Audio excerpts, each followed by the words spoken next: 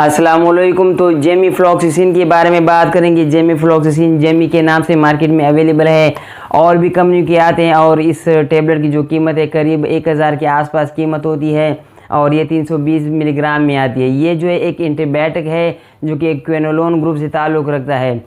ये जो टेबलेट है ये मल्टीपल इन्फेक्शन में यूज़ होता है। मुख्तलिफ़ किस्म के इन्फेक्शन बीमारियों में इस्तेमाल की जाती है। सबसे पहले तो मैं कॉमन इन्फेक्शन बता दूं तो चेस्ट इन्फेक्शन में वो इस्तेमाल की जाती है। जिन लोगों को चेस्ट इन्फेक्शन होता है, सीना ख़राब होता है, बलगम वगैरह ज़्यादा होते हैं तो आपको उसमें इस्तेमाल की जाती है। गले के दर्द के लिए, गले में दर्द होता है, सोजश होती है, ख़राश होती है तो उसके लिए भी इस्तेमाल की जाती है। यहाँ पर जो शदीद किस्म की खांसी होती है, अगर खांसी ठीक नहीं होती तब भी जेमिफ्लॉक्सासिन को उस खांसी में इस्तेमाल कर सकते हैं। जिस्म के बाकी ओवरऑल इन्फेक्शन की बात हो तो उसमें आप इस्तेमाल कर सकते हो, लेकिन ओवरऑल जो रिस्पायरेटरी ट्रैक इन्फेक्शन है, अपर रिस्पायरेटरी ट्रैक इन्फेक्शन या फिर लोअर रिस्पायरेटरी ट्रैक इन्फेक्शन, इनमें ये इस्तेमाल की जाती है।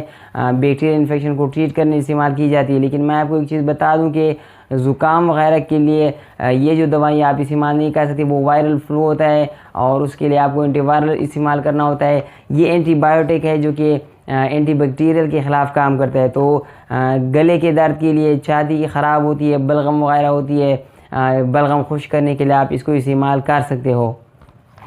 डोजेज की बात हो तो ये जो टेबलेट है ये 320 मिलीग्राम में आती है और ये जो गोली ये 24 घंटे में एक गोली लेनी पड़ती है। अगर आप सुबह एक गोली लेते हैं तो फिर कल सुबह आपने दूसरी गोली खानी होती है, तीसरे दिन आपने एक गोली खानी होती है। तो इस तरतीब से आपने ये गोली लेनी है। तो एक गोली जो है वो 24 घंटे में इसका डोजेज बनता है। और आपका जो अगर एज जो है वो 15 साल से कम है तो फिर आपको ये गोली इस्तेमाल नहीं करनी चाहिए क्योंकि इसका डोज ज़्यादा हो जाता है। और इसके अलावा ये जो दवाई है गोली ये आपने खाना खाने के बाद खानी है, खाने से पहले तो बिल्कुल भी इस्तेमाल नहीं करनी है क्योंकि ये जो मेडिसिन होती है काफ़ी हैवी होते हैं, काफ़ी भारी होते हैं और इसका मैदे पर बहुत ज़्यादा बुरा असरात पड़ते हैं। तो कोशिश करें कि खाली पेट तो बिल्कुल भी गलती से भी आपने ये दवाई बिल्कुल भी नहीं खानी है। इस दवाई की कुछ बुरी असरात भी होते हैं जो कि आपको हर एक दवाई अपनी कुछ नेगेटिव पॉइंट रखती है, साइड इफ़ेक्ट रखती है। इस दवाई से आपका दिल थोड़ा बहुत ख़राब हो सकता है, उल्टी वगैरह भी आ सकती है, थोड़ी गनूदगी वगैरह, चक्कर वगैरह थोड़ी बहुत आ सकते हैं। ज़रूरी नहीं है कि आपको आएंगे लेकिन चांसेस है, आपको पता होना चाहिए आपको फिर, ताकि आपको घबराहट ना हो कि भाई मेरे साथ क्या हो रहा है।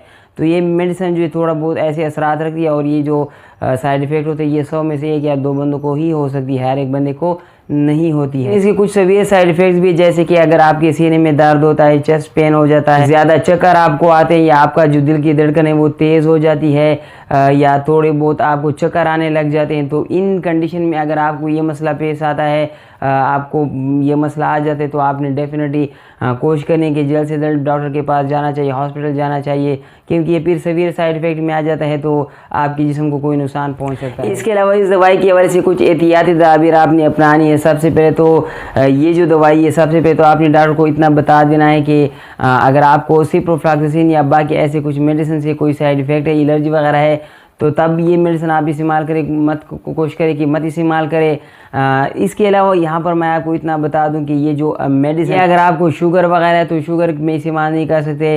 अगर आपको यहाँ पर जोड़ों में मसाइल है तब भी कोशिश करें मत इस्तेमाल करें। गुर्दे की प्रॉब्लम है या जिगर का मसला है तब भी आप कोशिश करें कि इस दवाई को अवॉइड करें, गुरेज करें इस दवाई को इस्तेमाल करने से।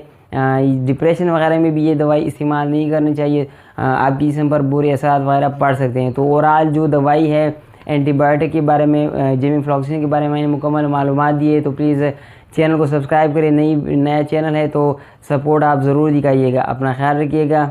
अल्लाह हाफ़िज़।